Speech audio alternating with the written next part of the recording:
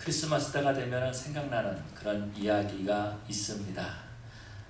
두 가지 이야기가 있는데 하나는 항상 제가 말해도 반응이 없더라고요. 두 번째 이야기는 조금 반응을 하는 것 같아요. 일부 예배 때 얘기를 했더니 여전히 반응이 없더라고요. 할까요 말까요? 한 집에 할머니가 집에서 이제 크리스마스 쿠키를 굽고 있었습니다. 그런데 어떤 한 남루한 사람이 이제 똑똑똑 두들기면서 맴 저한테 잡을 좀 줄 수 있습니까? 이렇게 말하는데 이 할머니가 잡을 주고 싶은 마음이 생긴 겁니다. 그래서 그렇게 말하는 거예요. 우리 백야드에 가면은 폴치가 있으니까 그 폴치에다가 페인트를 좀 칠해 주십시오 라고 이렇게 말했습니다. 그랬더니 남자가 감사합니다 라고 하면서 백야드에 갔습니다. 그리고 한 서너 시간 있다가 돌아왔습니다. 와서 하는 말이 할머니 폴치에다가 페인트를 잘 칠해놨습니다 라고 말하는 겁니다. 여전히 안 오시는구나. 예. 폴치의 차를 아십니까? 예. 폴치에다가 페인트를 칠하라 그러는데 폴치가 아니고 폴치의 차에다가 페인트를 다 칠해버리고 말았다라는 거죠. 두 번째 이야기는 이런 겁니다. 한 아이가 산타크로스 할아버지한테 편지를 쓴 겁니다. Dear Santa 그러면서 저희 집에 형제가 셋이 있는데 9살짜리 형은 크리스입니다. 그런데 형은 항상 바시하고 요즘 와서는 엄마 말하는데 자꾸 말대꾸를 하고 엄마 말을 잘 안 듣습니다. 그리고 4살짜리 조엘이 있습니다. 4살짜리 조엘은 항상 징징거리고 자꾸 내 물건을 자꾸 뺏어갑니다. 그런데 또 7살짜리 조안이 있는데 이 조안은 엄마 말을 얼마나 참 잘 듣는지 몰라요. 또 조엘이 그렇게 자기 물건을 뺏어가도 항상 동생을 잘 테이크케어합니다. 제 이름이 조안입니다. 이렇게 말했다라는 것입니다. 크리스마스 때가 되면은 참 우리는 마음이 설레고 기쁜 그런 모습들을 볼 수 있죠. 저도 고등학교 때의 크리스마스 때의 한 날을 기억합니다. 그날은요 첫눈이 내렸던 날이에요. 그래서 친구들과 함께 괜히 종로로 을지로로 또 명동으로 이렇게 막 다녔던 때가 생각이 납니다. 그런데 그렇게 4명이서 다니다가 아주 멋있게 제가 신세계 앞에서 쫙 미끄러진 그런 사건이 있었습니다. 그때도 왜 크리스마스 때가 되면은 왜 마음이 설레고 왜 기쁘는지 몰랐다라는 거예요. 그런데 여러분 우리 하나님께서 오늘 본문을 통해서 보면은 그 천사들에게 가장 큰 기쁨의 소식을 이 목자들에게 전해주신 모습을 볼 수 있습니다. 이 크리스마스 때는 하나님께서 우리에게 주신 가장 큰 기쁨의 소식을 주신 날인 줄로 믿습니다. 아멘. 목자들이 밤에 나가서 양을 치고 있을 때에 천사들이 와서 말하는 거예요. 내가 너희에게 큰 기쁨, 좋은 소식을 전하노라 라고 하면서 다윗의 동네에 한 아기가 났다 이렇게 말합니다. 그 아기가 구주라고 이렇게 말해주고 있는 거죠. 그러고 난 다음에 천사들이 찬양을 하는 그런 모습들을 보여주었습니다. 여러분이 목자들에게 과연 기쁜 소식은 어떤 것일까요? 목자들이 원했던 기쁜 소식들은 과연 어떤 소식일까요? 아마도 목자들은요 그 베들레헴의 다윗의 종 동네 베들레헴의 한 아기가 태어난 것이 그들에게는 기쁜 소식이 아니었을 것 같아요. 차라리 이 베들레헴의 아이가 낳은 것이 기쁜 소식이 아니라 이 자기들이 양떼를 돌보고 있는 양들이 새끼를 낳았다면은 사람이 아기를 낳은 것이 아니라 양이 새끼를 낳았다면 오히려 이들이 더 기뻐했을지 모른다라는 것입니다. 뿐만 아니라 추운데 밤에 떨면서 정말 졸음을 내쫓으면서 양떼를 돌보고 있었습니다. 그렇기 때문에 이들에게 기쁜 소식은요 다른 것보다도 누군가가 한 사람이 와서 커피라도 한 잔 주면은 그것이 그들에게 마음을 따뜻하게 하고 몸을 따뜻하게 하는 그러한 기쁜 소식이 됐을지 모른다라는 것입니다. 오래전에 제가 칼리지에 있을 때에 이제 집에 내려올 때가 있었습니다. 그때 101 프레이를 타고 오면은 산타마리아를 지나가지고 올 때 제가 정확하게 그 위치를 기억을 못하는데 그 휴게소가 있습니다. 그 휴게소를 지날 때는 보통 한 3시쯤 됐을 때 휴게소를 지냈던 것 같아요. 저녁 때까지 있다가 이제 내려오니까. 그런데 그때쯤 되면은요 휴게소에 보면은 항상 그곳에 테이블을 갖다 놓고 커피와 티와 그리고 그 초콜릿, 핫초콜릿을 갖다 놓으면서 복음을 증거하는 그런 성도들이 있었던 것을 기억을 합니다. 새벽 3시쯤 된 것 같아요. 그때에 마셨던 그 커피, 그때 마셨던 그 핫초콜릿, 이것이 제 마음에 얼마나 좋았고 몸도 녹일 수 있었고 피곤한 그 몸을 이렇게 회복할 수 있는 그런 일이 있었던 것을 기억이 납니다. 아마도 목자들도 그랬을 거예요. 아이가 태어난 것이 나하고 무슨 상관이 있냐라는 거예요. 여러분과 이 땅에 살면서요, 정말 기뻐해야 될 일을 기뻐하지 못하고 슬퍼할 일들을 슬퍼하지 못하는 안타까운 모습들을 볼 수 있습니다. 이 목자들에게 기쁜 소식이라고 말했지만 정말 그들에게 기쁜 소식이었을까라고 하는 그런 퀘스천을 가져본다라는 거예요.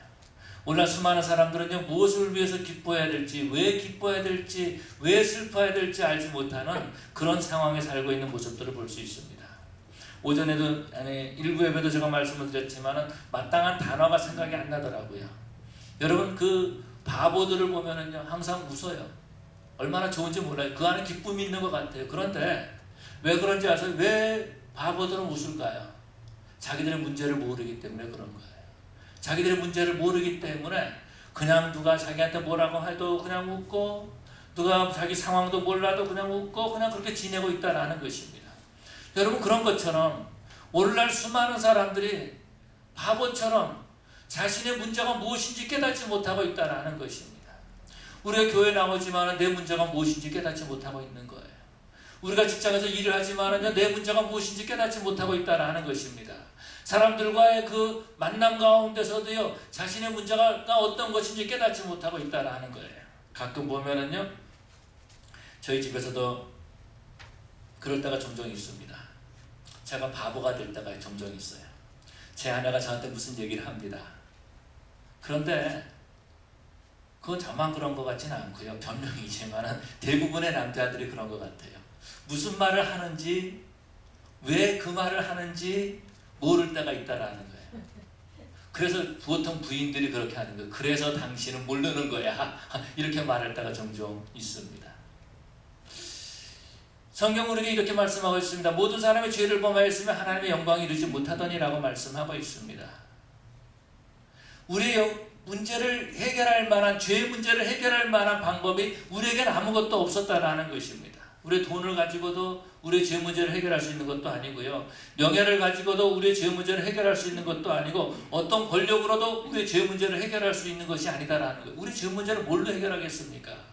죄의 싹은 사망이라고 말하는데, 그래서 사람들은 시간의 지나감에 따라서 날마다 지옥을 향해서 갈 수밖에 없는 그런 존재였다라는 것입니다. 그런데 그 문제를 해결하기 위해서 예수님께서 이 땅에 오셨다라는 거예요. 우리의 죄 문제를 해결하기 위해서 지금까지는 지옥으로 갔던 사람들이 예수님을 만남으로 말미암아서 유턴을 해가지고 천국으로 갈 수 있는 그 길을 우리 하나님께서 열어주셨다라는 것입니다. 그래서 우리가 기뻐한다라는 거예요. 그래서 우리가 즐거워한다라는 거예요. 우리의 영적인 문제가 해결됐기 때문에 우리가 이 땅에서 사는 것으로만 끝나는 것이 아니라 우리는 날마다 천국을 향해서 가는 사람들이 되었기 때문에 기뻐하고 즐거워하고 감사하게 되는 줄로 믿습니다. 그런데 안타까운 것은 어떤 거죠? 오늘 교회 와서도 그 예수님을 깨닫지 못하는 거예요. 그 예수님을 만나기를 원치 않는다라는 것입니다. 예수님의 십자가는요, 너무 잔인합니다. 교회 와가지고 제발 부탁인데 피에 대해서는 말씀하지 말아 주십시오. 죄에 대해서는 말하지 마십시오. 너무 마음에 부담이 됩니다. 이렇게 신앙생활하는 사람들이 있다라는 것입니다. 자신의 근본적인 문제를 해결하지 못하고 교회 나온들 무슨 소용이 있겠습니까? 여러분, 우리의 근본적인 죄 문제를 해결하지 못하고 우리가 하나님의 일을 한들 무슨 소용이 있겠느냐라는 거예요. 어차피 하나님을 만나지 못하면은요, 우리의 죄 문제를 해결받지 못하면은요, 시간이 지나가면 따라서 지옥에 갈 수밖에 없다라는 거예요. 내가 목사여도 예수님 만나지 못하면 지옥 간다라는 것입니다. 그런 것 같아요. 예수님 만나지 못한 사람도요, 자기 죄 문제를 해결받지 못한 사람도요, 예수님을 영접하지 못한 그 사람도요, 입술로 예수님을 영접했다 그러면은요, 교회 일도 시키고 안수도 주고 그렇게 하는 것 같아요. 결국 무슨 말입니까? 근본적인 문제를 해결하지 못하고 무슨 일을 하든 무슨 소용이 있겠느냐라는 거예요. 결국은 지옥으로 떨어지는데. 그런데 우리 하나님께서 그 근본적인 문제를 해결하기 위해서 이미 오래전에 선지자들을 통해서 말씀하셨지요. 처녀가 잉태하여 아들을 낳을 것이요 그 이름을 임마누엘이라니라 하면서 이사야를 통해서 예언해 주셨고요. 뿐만 아니라 그 기쁜 소식을 마리아에게 전했던 모습을 볼 수 있습니다. 이제 구주가 날 텐데 그 이름을 예수라 하라. 예수라는 것은 구원자라는 거죠. 구주가 나셨다라고. 그 구주가 나시는데 하나님께서 마리아를 쓰시는 그런 모습들을 볼 수 있습니다. 뿐만 아니라 요셉에게도 나타나서 말씀하시는 거죠. 요셉에게도 말씀하시기를 그 이름을 예수라 하라. 그렇게 말씀하시는 모습을 볼 수 있습니다. 여러분, 그것뿐만이 아닙니다. 오늘 본문에서 보니까 바로 이 천사들이 목자들에게 나타나가지고 너에게 큰 기쁜 소식을 전하는데 구주가 나셨다라고 말씀하고 있는 거죠. 우리 죄 문제를 해결할 수가 있는 길이 열렸다라는 것입니다. 여러분, 혹시 누군가에게 빚을 져본 사람이 있습니까? 뭐 5불 빚졌어요, 10불 빚졌어요 라는 것이 아니라 한 10만 불, 한 15만 불 정도 빚진 적이 있습니까? 저는 그렇게 빚을 져본 적이 있었어요. 그렇게 빚을 져본 적이 있었어요. 어렸을 때에, 불과 나이 21살, 22살 때에 일을 하다가, 비즈니스를 하다가, 장사를 하다가 그렇게 빚을 졌습니다. 체크를 받는데 그것이 계속해서 빵꾸가 나는 거예요. 바운스가 나는 겁니다. 그래서 그걸 가지고 하나님 앞에 나가 기도하기 시작했습니다. 하나님, 이 체크를 해결해 주세요. 그 놀라운 것은 하나님께서 기도를 응답해 주시고 그 모든 체크를 하나도 해결받지 못한 것이 없이 다 해결함 받았다라는 거죠. 여러분 생각해 보세요. 21살, 22살 때인데요. 15만 불. 지금도 큰 돈이에요. 그 당시에는 더 큰 돈이었어요. 죽고 싶은 마음이 생기더라고요. 죽고 싶은 마음. 여러분, 돈은요, 그냥 갚으면 해결이 될 수가 있다라는. 그러나 죄 문제는 15만 불 아니라 150만 불 가지고도 우리 죄 문제를 해결할 수 없다라는 것입니다. 그런데 우리 하나님께서 그 문제를 해결할 수 있도록 예수님을 이 땅에 보내주신 거예요. 그렇기 때문에 기뻐할 수 있다라는 것입니다.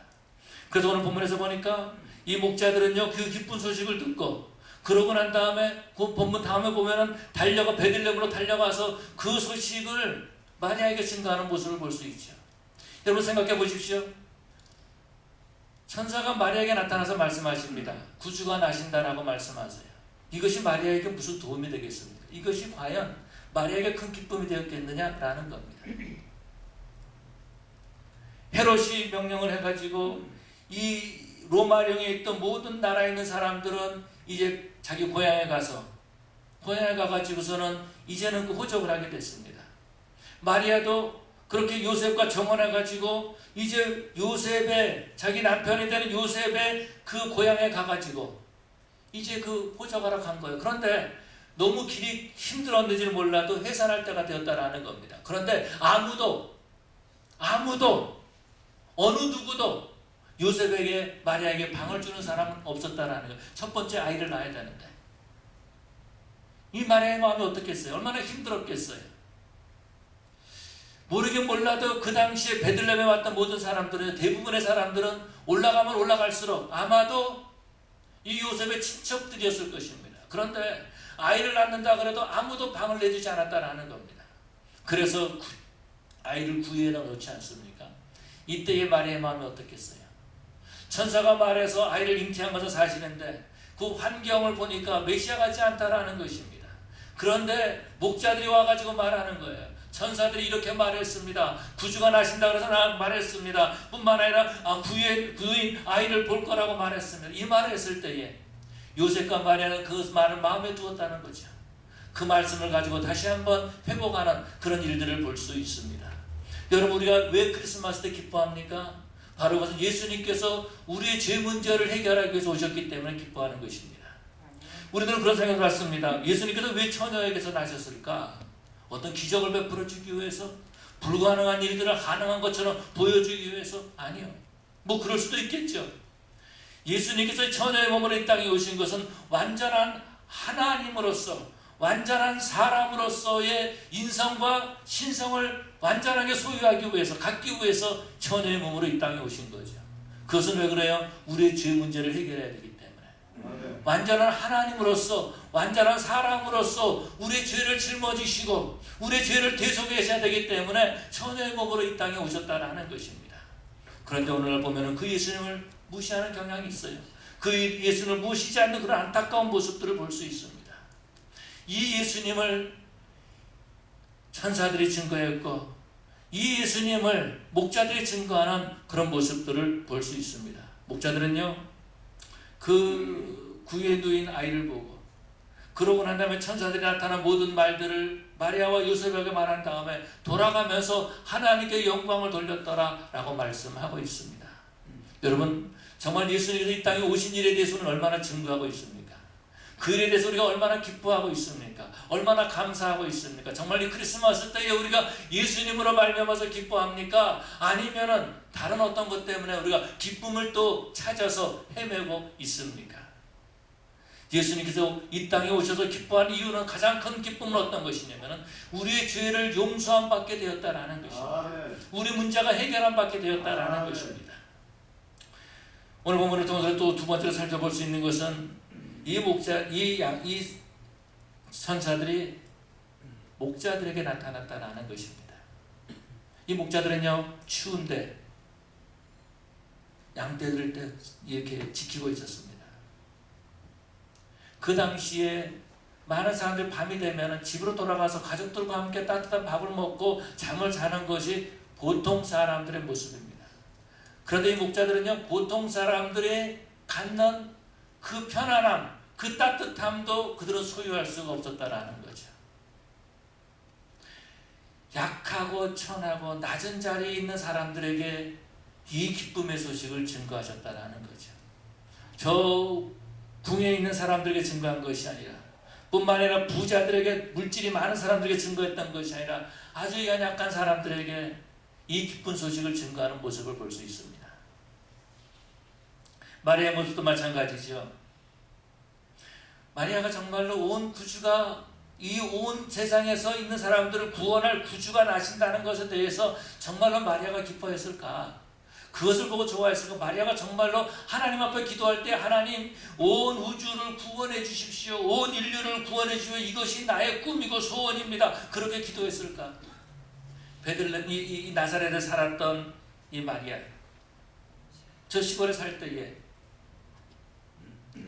그의 아주 작은 꿈은 아마 이런 거였을 것 같아요.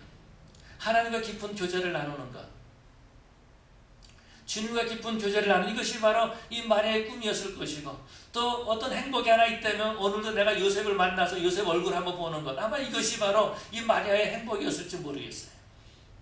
그런데 우리 하나님께서는요, 그렇게 작은 소원을 가지고 있는 마리아를 통해서 이 땅에 구주가 나게 하신 그런 모습들을 볼 수 있습니다. 아주 연약한, 아주 부족한, 낮고 천한 그 사람들에게 우리 하나님께서 기쁜 소식을 전하게 하셨다라는 것입니다. 여러분, 그 소식이 바로 오늘 우리에게 전해진 줄로 믿습니다. 그래서 우리가 기뻐하고 즐거워하는 것입니다. 그런데요, 오늘날 보면은 이 사회가 이 크리스마스를 지내는데 예수 없는 크리스마스를 만들려고 얼마나 노력을 하고 있습니다. 크리스마스는 너무나 종교색이 강하니까 예수를 빼자, 그렇게 말하고 있어요. 여러분, 우리가 살고 있는 세대가 바로 그런 세대 아닙니까? 그래서 크리스마스가 아니라 정말 크라이스트 매스가 아니라 정 할리데이로, 그냥 즐기는 날로 그렇게 만들어지고 있는 모습을 볼 수 있습니다. 그런데요, 그런 모습들이 오늘 교회에도 나타나고 있다는 겁니다. 크리스마스 때 여러 가지 행사를 합니다.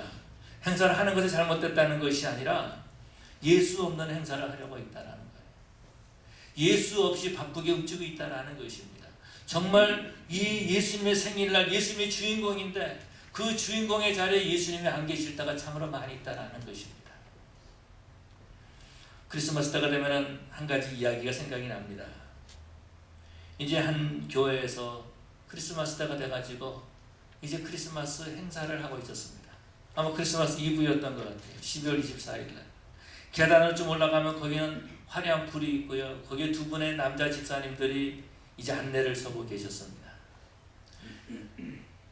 밖에는 추웠지만은 예배당은 따뜻했어요.